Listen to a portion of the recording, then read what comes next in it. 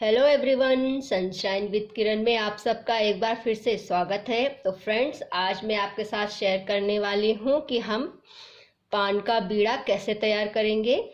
तो इसके लिए मैंने यहाँ पर कुछ सामग्री रखी है जो हमको पान का बीड़ा तैयार करने में लगेंगी। तो पहले मैं आपको सामग्री दिखा देती हूँ। तो इधर से शुरू करते हैं। तो ये है इलायची का पाउडर, ये है नारियल का बुरादा जिसको मैंने थोड़ा सा कद्दूकस कर लिया है। आप चाहे तो जो बाज़ार में रेडीमेड नारियल का बुरादा आता है जो हम मिठाई बनाने के लिए यूज़ करते हैं वो भी ले सकते हैं। ये है मीठी सौंफ, इस तरह की मिलती है कश्मीरी मीठी सौंफ, तो ये वाली मैं ले रही हूँ। और ये है पिसी हुई सुपारी, तो ये इस तरह की सुपारी भी मिलती है, तो इसको मैंने पीस लिया है, पाउडर बना लिया है। इसके साथ हमको लगेगी थोड़ी सी मिश्री और पान के पत्ते। उसके अलावा कुछ चीज़ें मैंने यहाँ पर साबुत भी रखी है, तो ये सब मैं आपको एक तरफ से विस्तार से बताती हूँ। तो ये पान के पत्ते हमेशा पानी में रखे हुए होने चाहिए। तो जब भी हम पान भगवान को चढ़ाते हैं या फिर बीड़ा बनाएंगे तो पान हमेशा गीला होना चाहिए, यानी पहले उस पर पानी का छींटा मार दें, उसके बाद ही हम उसको बनाते हैं। तो पहले हम तैयार करेंगे इस तरह से। तो ये जैसे पान का ये पूरी तरह पानी में डुबो दिया, ठीक है। तो जब हम भगवान को ये तांबूल पत्र देते हैं, तो जैसे नव दुर्गा माँ को हम ऐसे पान का पत्र अर्पण करते हैं, तो इसी तरह से अर्पण किया जाता है। यानी उसमें ये डंडी होनी चाहिए, इसको हटाना नहीं है, यानी पूरा पान का पत्ता चढ़ता है, खंडित नहीं चढ़ता है। ये जब हम चढ़ाते हैं तब की बात है, लेकिन जब हम पान का बीड़ा बनाते हैं, बीड़ा बना के अर्पण करते हैं, तब हम ये वाली चीज़ और ये वाली चीज़ हटा देते हैं। तो ये पहले जैसे हम भगवान को जो सीधा सीधा चढ़ाते हैं वो इस तरह से चढ़ाते हैं। जैसे 2 लौंग ले ली, 2 सुपारी ले ली, 2 इलायची ले ली, 2 लौंग ले ली और ये सुपारी का टुकड़ा ले लिया या फिर साबुत सुपारी भी ले ली, इतना चलता है। और इसमें बहुत ज़्यादा हो गया तो थोड़ी सी मिश्री डाल दी। तो इतना हम सीधा सीधा देवी माँ को या किसी भी देवी देवता को अर्पण करते हैं, ये सीधी बात है, ठीक है। तो एक तरह से इस तरह से अर्पण करते हैं, लेकिन दूसरी तरह से जो हम बीड़ा बना के माँ को देंगे, तो बीड़ा कैसे बनाएंगे, तो उसके लिए ये पान का डंडल जिसको बोलते हैं डंठल, और ये अग्रभाग, इन दोनों को काट लिया जाता है। तो आपने कभी देखा भी होगा कि जो पान वाले होते हैं वो हमेशा पान बनाते हैं, तो हमेशा ये डंडी और ये अग्रभाग हटा देते हैं, क्योंकि कुछ कहानी या फिर कुछ मान्यता के अनुसार ऐसा है कि पान के पत्ते में, पान के ये अग्रभाग में और जो पान की ये पिछवाड़ा डंडी होता है, इसमें दरिद्रता का वास होता है और इस बीच में लक्ष्मी का वास होता है।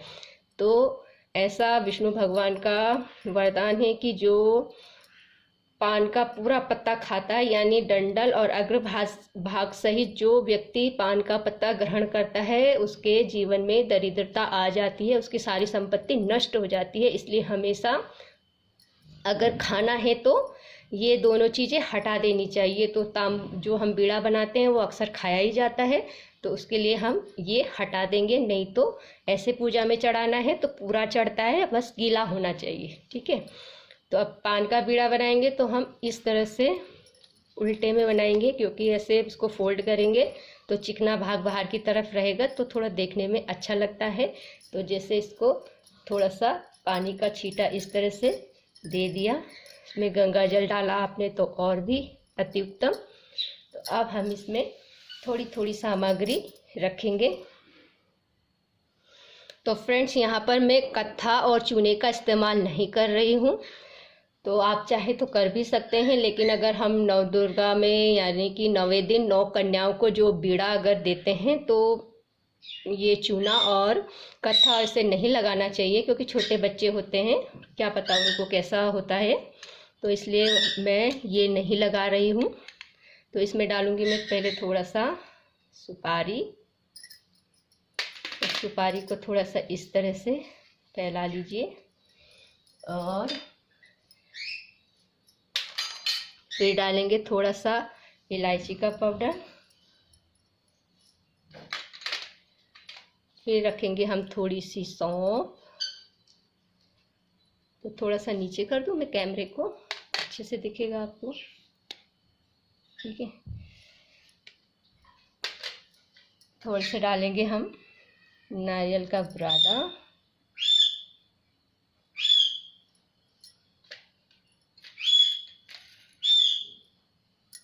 और थोड़ी सी हम इसमें डालेंगे मिश्री। और इसके अलावा भी एक चीज़ और हम डालेंगे,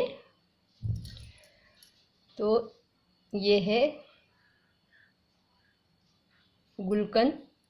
तो ये इस तरह से मार्केट में आता है और इसका जितना भी आपको चाहिए, छोटी डिब्बी बड़ी डिब्बी आराम से मिल जाती है। तो थोड़ा सा हम गुलकंद भी इसमें डालेंगे इस तरह से। और इसके अलावा आप चाहे तो इस तरह से ये गुलाब की पंखुड़ियाँ मेरे पास है, ये भी डाल सकते हैं। ठीक है, इसके अलावा इस बीड़े में शहद भी जाता है और 2-3 चीज़ें और भी जाती है, यानी कि बहुत एकदम राजसी टाइप का भी पान का बीड़ा बन जाता है। लेकिन अगर इतनी सारी चीज़ें आपके पास नहीं हैं तो सिर्फ आप 3 चीज़ें लगा सकते हैं। वो 3 चीज़ें बहुत ज़रूरी होती है उसमें। पहले ये पान का पत्ता तो चाहिए, फिर हमको उसमें इलायची, लौंग और सुपारी, ये 3 चीज़ें ज़रूर होनी चाहिए बीड़े में। उसके अलावा आपके पास जो सामग्री आसानी से उपलब्ध हो जाए आप वो बीड़े में लगा सकते हैं। तो ठीक है, यहाँ पर मैं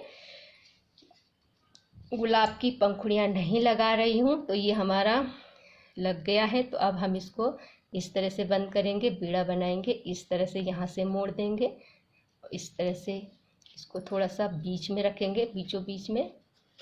और यहाँ से ये मोड़ा, यहाँ से ये मोड़ा। ठीक है, ये एकदम कोन की तरह बन जाता है। ठीक है, इधर से भी ये फोल्ड कर दिया और इधर से भी ये फोल्ड कर दिया। तो ये बंद हो जाता है। ठीक है, ये बंद हो गया है। तो अब यहाँ पर हम इस तरह से लौंग लगा देंगे।